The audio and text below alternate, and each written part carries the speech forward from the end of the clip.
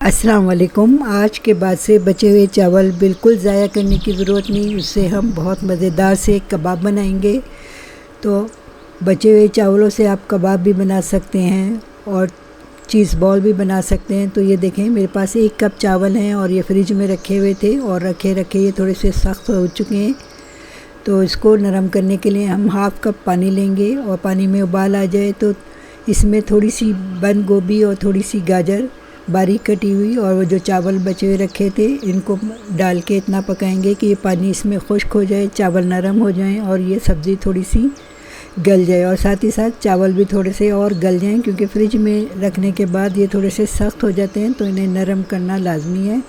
तो खूब अच्छी तरह से बिल्कुल पानी इसका ड्राई कर लेना है। उसके बाद इसे थोड़ा सा ठंडा होने देना है। ठंडा होने के बाद इसको हम थोड़ा सा इस तरह से हाथों से मसल लेंगे और इस तरह से इसको थोड़ा थोड़ा करके गूंद भी लेंगे। तो देखें, इस तरह से ये बाइंडिंग इसकी होनी चाहिए, इस तरह से ये हो जाना चाहिए। अब 1 टीस्पून इसमें डालेंगे कॉर्नफ्लोर या फिर डाल देंगे मैदा और थोड़ा सा नमक डालेंगे, क्योंकि चावलों में भी नमक है तो नमक का इस्तेमाल कम करेंगे। हाफ़ टीस्पून शिमला मिर्च का पाउडर और हाफ़ टीस्पून कुटी हुई मिर्चें डालेंगे और फिर इसके बाद इसको दोबारा खूब अच्छी तरह से मसलते हुए मिक्स कर लेना है ताकि इसमें एक अच्छी सी बाइंडिंग बन सके। अब हाथों पे थोड़ा सा घी लगाएंगे। घी लगाने के बाद इस तरह से आप चाहें तो कबाब बना लें, आप चाहें तो इसको बस इसी तरह से सादे कबाब बना लें, लेकिन मैं इसमें थोड़ा सा चीज़ भरूंगी। तो चीज़ भर के इस तरह से पहले एक टिकिया नीचे रखेंगे, उसके ऊपर चीज़ भरेंगे, फिर इसी तरह एक टिकिया इसके ऊपर रखेंगे।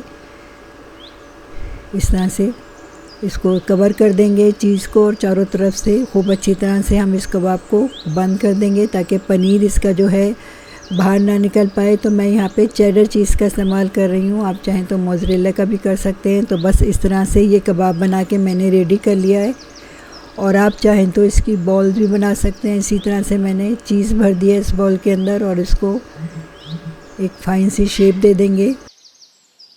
तो देखें, कुछ इस तरह से बना के तैयार करके रख लेंगे। तो आप चाहें तो कबाब भी बना सकते हैं, चाहें तो बॉल भी बना सकते हैं। अब इसको अंडे में डिप करेंगे, आप चाहें तो सिर्फ अंडे में डिप करके भी इसको फ्राई कर सकते हैं, तल सकते हैं। तो मैं इसमें ब्रेड क्रम्स भी लगाऊंगी। तो इस तरह पहले अंडे में डिप करेंगे, फिर ब्रेड क्रम्स में डिप करेंगे।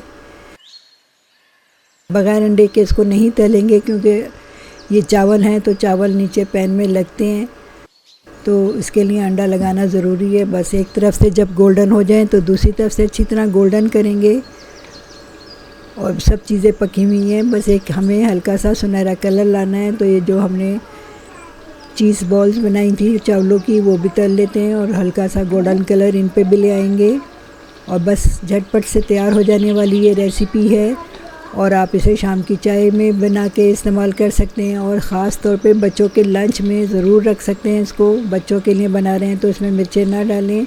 तो तैयार है हमारी बचे हुए चावलों से बड़ी मज़ेदार से ये कबाबों की रेसिपी, जिसको मैंने चीज़ के साथ बनाया है। आप चाहें तो सादा भी बना लें। तो मेरी ये रेसिपी आपको कैसी लगी?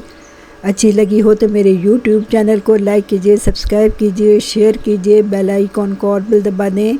इंशाल्लाह फिर हाज़िर होंगे किसी अच्छी सी रेसिपी के साथ। जब तक के लिए अल्लाह हाफ़िज़।